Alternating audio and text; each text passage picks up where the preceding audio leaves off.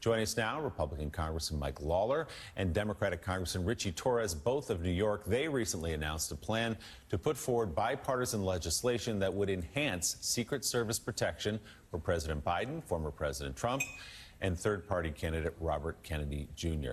Gentlemen, good morning. It's good to have you with us this morning. Congressman Torres, I'll start with you here on the set. What exactly would your legislation do to change the way the president is protected, that Donald Trump is protected, and Robert F. Kennedy Jr. is protected? So most Americans are profoundly shaken by the mass shooting that not only endangered the life of a president, former president, but also wounded 2 people and killed a volunteer firefighter. And for us, the attempted assassination of a former president is not a Democratic issue or a Republican issue. It's an American issue. It's an American crisis that requires a unified response from Congress. And so in the spirit of bipartisanship, Congressman Lawler and I have introduced legislation that would enhance Secret Service protection for the president, the former president, and the presidential candidate, Robert F. Kennedy, because as far as we're concerned, there's no price tag too high when it comes to the protection of presidential candidates. You know, the United States is no stranger to violent extremism. In the 1960s, we saw the assassination of a president, a presidential candidate, several civil rights leaders, and we're so divided as a country that we cannot afford to return to a period of political assassinations in America. Congressman Lawler, you and Congressman Torres have worked together on other bipartisan legislation as well. I think the question that we all have is the same one that you both are asking, which is how could this possibly have happened when you have an asset, a protectee as important as the former president of the United States, the Republican nominee now we can say officially as of last night? How was that rooftop left unguarded? How would this legislation in your eyes change that? Well, Willie, but for the grace of God, we'd be having a very different conversation today. I mean, we're talking about a millimeter's difference between Donald Trump being dead and being here to receive the Republican nomination. It's unconscionable that this occurred. Obviously, a lot of questions are outstanding. We're going to have numerous House committee hearings on this.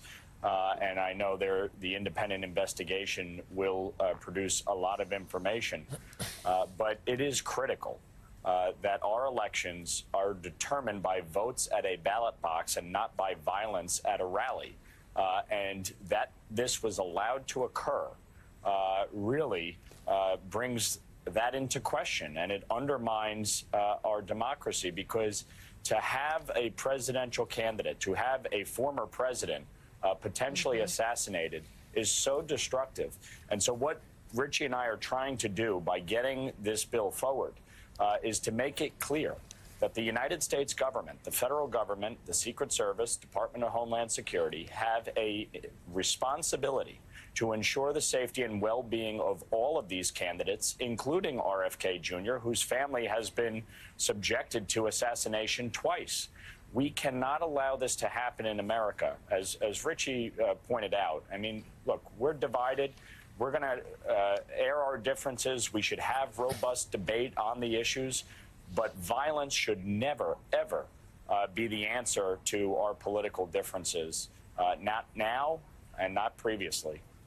Congressman Torres, let's be clear, we don't know, investigators do not know the motive of the shooter. But as your colleague just noted, we live in very divided times, not just divided times, but times full of really incendiary political rhetoric. Give us your sense as to the problem across the country with that right now, and do you have any hopes that the temperature can actually be lowered in the wake of the shooting? I can only hope, and I join President Biden in calling on all of us to lower the temperature. You know, I've long had concerns that the coarsening of American rhetoric and American discourse could eventually escalate into violence. But to your point, we do not know the motive of the shooter. We know that he was a registered Republican, but we do not know whether the act of violence was ideologically or politically motivated. And so we have to resist the temptation to politicize the events. And I find it troubling that a number of pundits are interpreting the event through the prism of their own politics in order to fit a politically preferred narrative. But the fact is, anything that is said about the mental state of the shooter is pure speculation. So, Congressman Lawler, what about from your side? You're sitting at the Republican National Convention there in Milwaukee. We've heard calls even from former President Trump himself. We heard it from Speaker Johnson. I spoke to him the morning after the shooting. He called for calm and toning down the rhetoric. Obviously, there's been a lot of rhetoric coming from the former president over the years. It's happening all over the place. How do we get to a place where that actually happens and it's not just lip service? Look, you see with Congressman Torres and I, number one, we can find areas of commonality and agreement. But number two, when we do have disagreement on an issue, you can do so civilly and engage with each other and find area of commonality and agreement. I think all of us, Republicans and Democrats, have a responsibility to advance the dialogue in a way that is not destructive to our country, that doesn't undermine our democracy, that doesn't put our presidential candidates' lives at stake. Look, Donald Trump took a bullet the other day, and like I said, but for a millimeter's difference, we'd be having a very different conversation. If that doesn't shock our conscience as a nation, I don't know what will. I think, this election obviously is heated. It is divided. I think one thing I want to make clear, regardless of the outcome, our democracy will endure, as it has for 248 years, and will continue to because of the American people.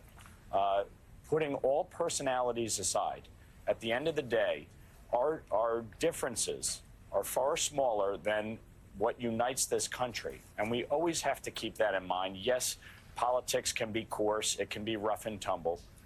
But I think all of us have a responsibility to speak to the better angels of our nature, to quote a former president who was assassinated, and to really try to uplift this country, regardless of the outcome in November.